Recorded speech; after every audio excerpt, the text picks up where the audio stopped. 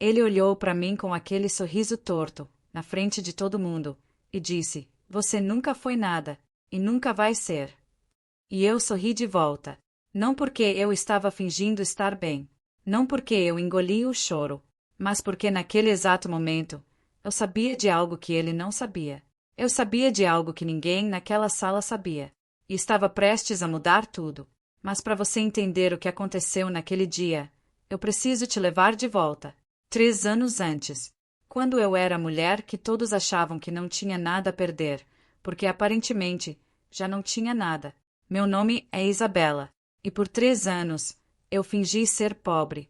Não foi uma decisão fácil. Não foi um jogo. Foi a escolha mais calculada, mais dolorosa e mais transformadora da minha vida. E se você ficar até o final dessa história, vai entender por quê. Tudo começou com uma traição.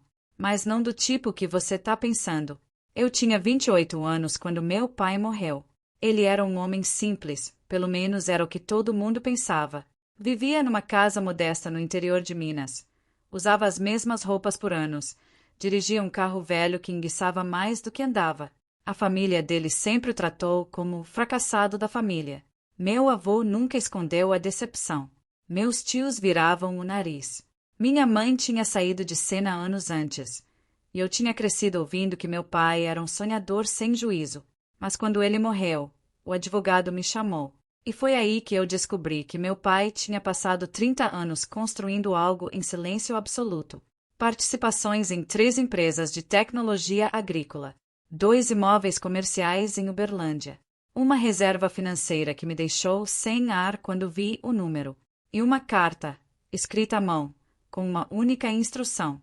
Isabela, não conte para ninguém ainda. Aprenda a observar as pessoas antes de revelar quem você é.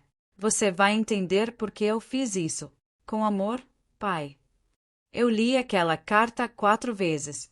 Chorei no carro por 40 minutos. E depois, tomei uma decisão. Eu ia seguir o conselho dele. O problema era que eu já estava num relacionamento. Fazia 2 anos com o Rafael. Rafael era o tipo de homem que entrava numa sala e precisava que todo mundo soubesse que ele tinha entrado. Bem-sucedido, sim. Filho de família com dinheiro, sim. Mas tinha algo nele que eu nunca consegui nomear direito. Uma necessidade constante de ser o maior, o mais importante, o mais admirado. E para ele se sentir grande, precisava que alguém ao lado dele parecesse menor. Esse alguém sempre fui eu. No começo era sutil. Um comentário aqui, uma comparação ali. Minha ex era mais ambiciosa. Você devia pensar mais no futuro. Você é bonita, mas isso não paga a conta. Eu trabalhava como analista de marketing numa empresa média. Ganhava bem, mas nada extraordinário. E Rafael adorava isso. Adorava ser o provedor, o bem-sucedido, o homem que levantava a namorada. Quando meu pai morreu e eu descobri a herança, eu olhei para o Rafael e pensei, e se eu não contar nada? Não por maldade, mas porque meu pai tinha me ensinado algo sem palavras a vida toda. O dinheiro revela quem as pessoas realmente são. E eu precisava ver quem era o Rafael de verdade. Então eu fingi. Fingi que a herança era pequena. Fingi que meu pai tinha deixado só dívidas e uma casa velha que eu precisei vender para pagar o enterro. Fingi que continuava no mesmo emprego, com o mesmo salário, com o mesmo futuro mediano que ele sempre projetou para mim. Enquanto fingia, eu trabalhava, em silêncio, sozinha, com um contador de confiança que meu pai já usava. Comecei a aprender sobre as empresas onde eu agora tinha participação. Comecei a estudar o mercado de agronegócio que eu nunca tinha nem olhado. Acordava às 5 da manhã para ler relatórios. Dormia tarde estudando contratos. Descobri que tinha uma cabeça para negócios que nunca tinha tido a chance de aparecer porque eu sempre achei que aquilo não era para mim. E o Rafael? O Rafael continuava me explicando como o mundo funcionava. Você precisa de uma pós, Isabela. Você não vai chegar a lugar nenhum sem networking. Você deveria ser mais como a Camila. A Camila era a irmã dele, que tinha feito MBA fora e vivia postando fotos em aeroportos. Eu ouvia, sorria, e ia para casa estudar demonstrativos financeiros. 6 meses depois da morte do meu pai, a primeira coisa boa aconteceu. Uma das empresas onde eu tinha participação foi adquirida parcialmente por um fundo de investimento. Minha parte rendeu uma quantia que, se eu tivesse depositado na minha conta corrente normal, Rafael teria visto no extrato compartilhado que a gente tinha. Então eu abri uma conta separada, numa instituição diferente, com um endereço de correspondência diferente. Não era esconder por maldade. Era proteger o que era meu enquanto eu ainda não sabia o que queria fazer com ele. E foi aí que as coisas com Rafael começaram a piorar de verdade. Teve uma noite, num jantar com os amigos dele, que ele me apresentou de um jeito que travou no meu peito por semanas. Essa é a Isabela. Ela é... Bem, ela faz o que pode. Deu risada depois. Os amigos riram junto. Eu sorri. Mas aquela noite eu dirigi de volta para casa sozinha, sentei no chão do meu quarto, e fiquei em silêncio por uma hora inteira. Eu poderia ter terminado tudo ali. Poderia ter jogado na cara dele o que eu sabia sobre minha situação real. Poderia ter feito uma cena bonita. Mas meu pai tinha me ensinado algo mais poderoso do que a raiva. Paciência com propósito. Os meses seguintes foram os mais solitários da minha vida. Eu não podia contar para ninguém. Nem para minha melhor amiga, Tatiana, que era próxima demais do círculo social do Rafael. Nem para minha prima, que adorava espalhar as coisas. Absolutamente ninguém. Eu era uma ilha. De dia, analista de marketing mediana.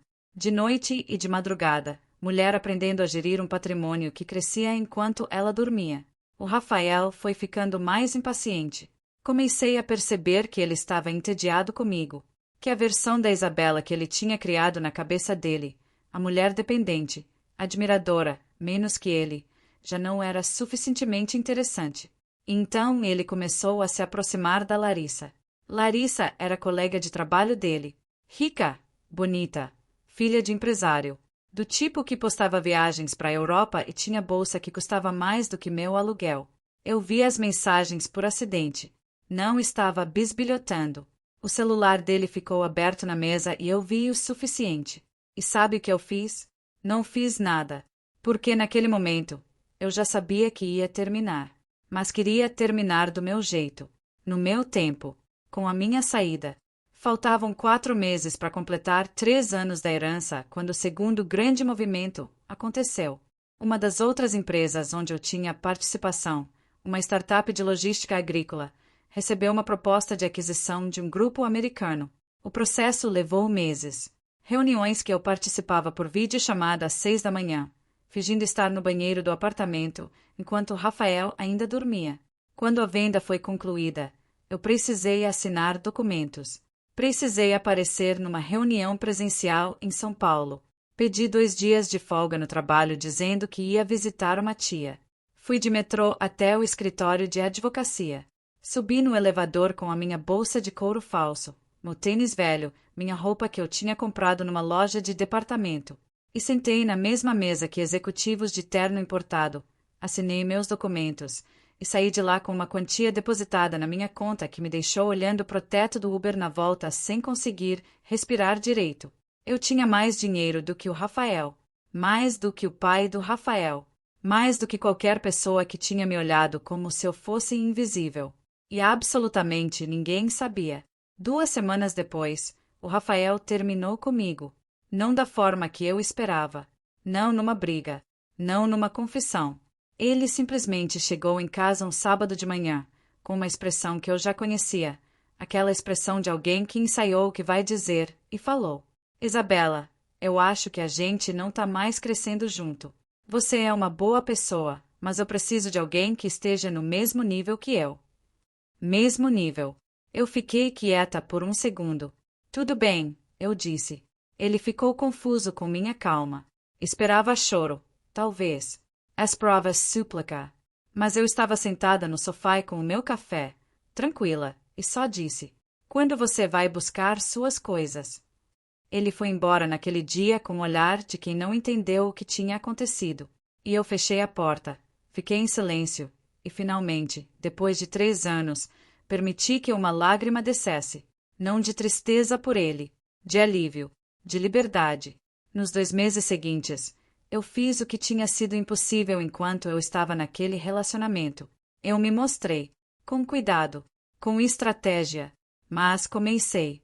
Abri uma empresa de consultoria com foco em tecnologia para o agronegócio, usando o conhecimento que tinha acumulado nos 3 anos de silêncio.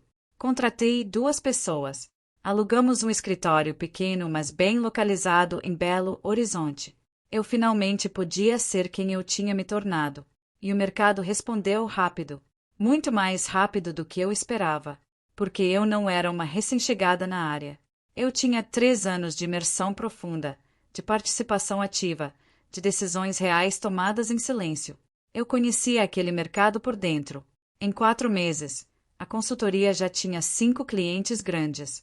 Em 6 meses, a gente foi convidada para participar de um encontro de lideranças no setor, em São Paulo. Eu fui, com um blazer que eu mesma escolhi, com um cartão de visita que tinha meu nome e o nome da minha empresa, e com a calma de quem sabe exatamente quem é. Foi nesse evento que eu vi pela primeira vez depois do término. Rafael estava lá, com a Larissa, bem vestidos, elegantes, o casal bonito que ele sempre quis ser. Ele me viu de longe. Fez aquela expressão de quem vê alguém que não esperava ver. Veio até mim com um sorriso um pouco forçado. Isabela, que surpresa! O que você está fazendo aqui? Trabalho, eu respondi. Ah, você está trabalhando na área agora. Ele olhou em volta, confuso. Você mudou de emprego. Abri minha própria empresa, eu disse. Ele deu uma risada leve. K-Legal. Consultoriazinha, é. Consultoriazinha. Eu sorri. Alguma coisa assim. E fui embora antes que ele pudesse fazer mais perguntas. Porque aquele não era o momento. Aquele não era o dia. O dia ainda estava por vir. 3 semanas depois desse evento, recebi um convite. Uma das maiores cooperativas agrícolas do Centro-Oeste estava buscando uma empresa de consultoria para reestruturação digital. O processo seletivo envolvia uma apresentação pública para a diretoria, transmitida internamente para os associados. Era o maior contrato que a minha empresa já tinha disputado. 5 vezes maior que qualquer coisa que tínhamos fechado até então. Eu me preparei por 2 semanas inteiras. Dormia pouco. Estudava muito. Minha equipe estava nervosa, mas eu estava estranhamente calma. No dia da apresentação, eu estava no elevador do prédio quando as portas abriram no lobby e eu me deparei com Rafael. Ele estava lá com a empresa dele. Porque a empresa dele também tinha se candidatado para o mesmo contrato. Ele me viu.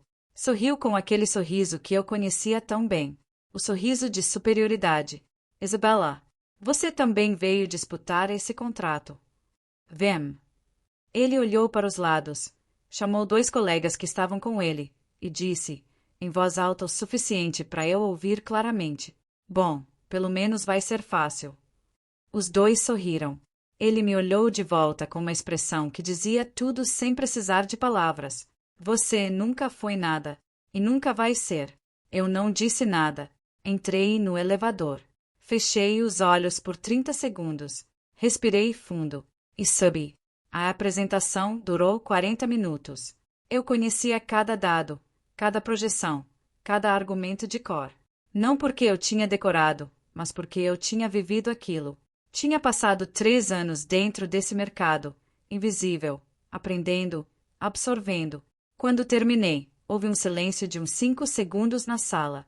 Então o presidente da cooperativa se inclinou para frente e perguntou: há quanto tempo você está nesse setor? Eu poderia ter dito 3 anos. Seria a resposta técnica correta. Mas eu disse a verdade mais completa. A vida inteira. Só não sabia ainda. Não vou te contar o resultado da apresentação ainda, porque o que aconteceu depois é mais importante. No intervalo entre as apresentações, num corredor do prédio, Rafael me encontrou sozinha. E foi aí que ele disse aquilo, com um grupo de pessoas por perto. Colegas dele, alguns profissionais do setor que eu ainda não conhecia bem. Ele veio com aquela energia, aquela necessidade de ser o maior na sala, e disse, alto, com um sorriso: olha, eu respeito a tentativa, Isabela, mas você sabe como é, né? Tem gente que nasce para isso e tem gente que, bem, que faz o que pode. Você sempre foi mais o tipo de apoio, sabe? Não tem problema nisso. Calça! Você nunca foi nada.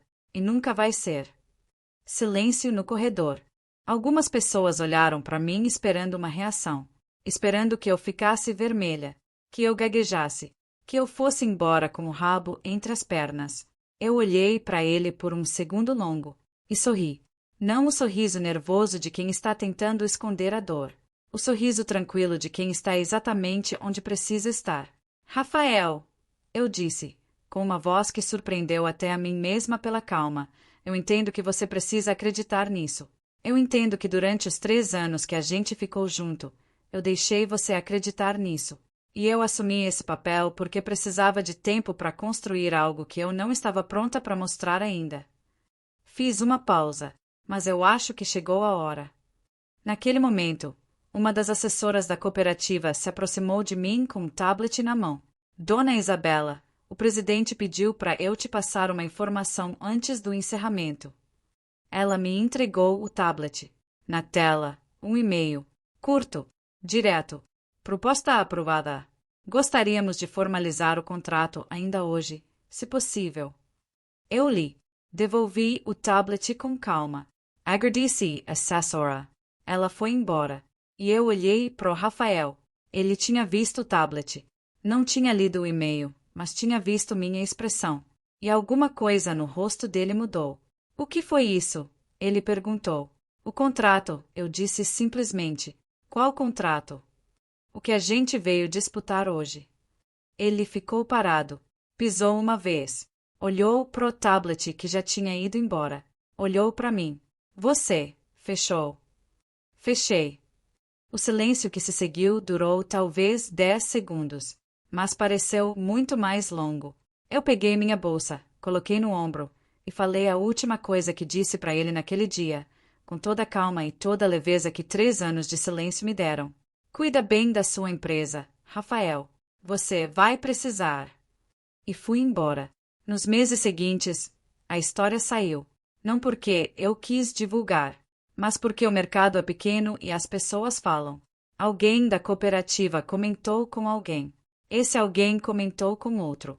E de repente, minha trajetória, de filha de um homem que todos achavam simples, que tinha herdado mais do que qualquer um imaginava, que tinha ficado 3 anos aprendendo em silêncio, que tinha aberto uma empresa que crescia rápido, que tinha fechado um dos maiores contratos do setor regional num único dia.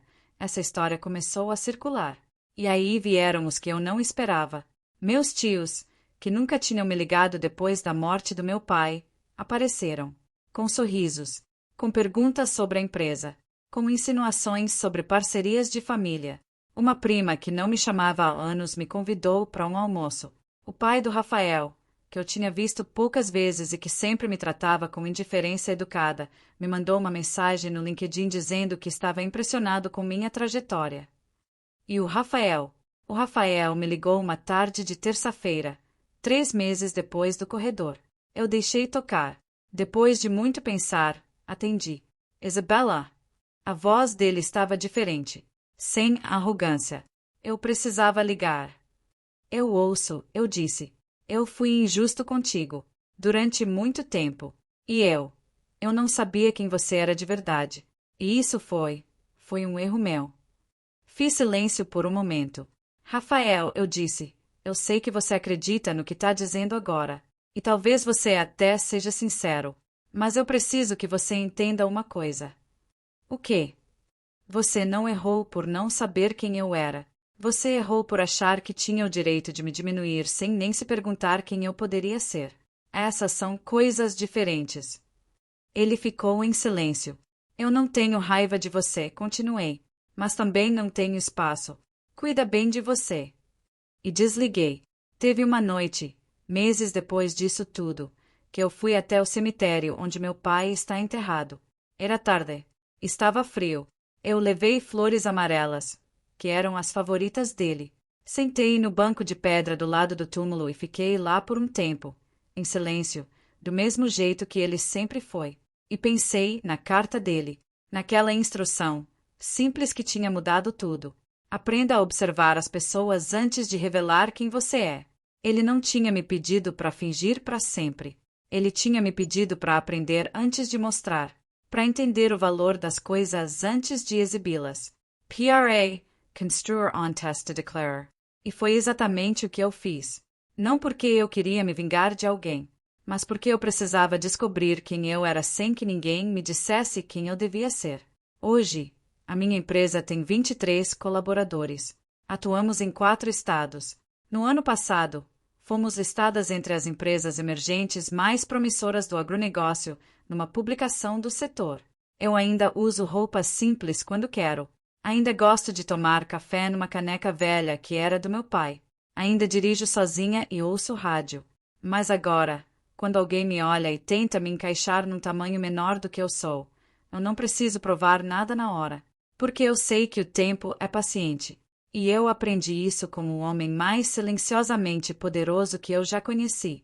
Se tem uma coisa que eu aprendi nesses 3 anos fingindo ser o que eu não era, é que a maior armadilha que existe não é a pobreza.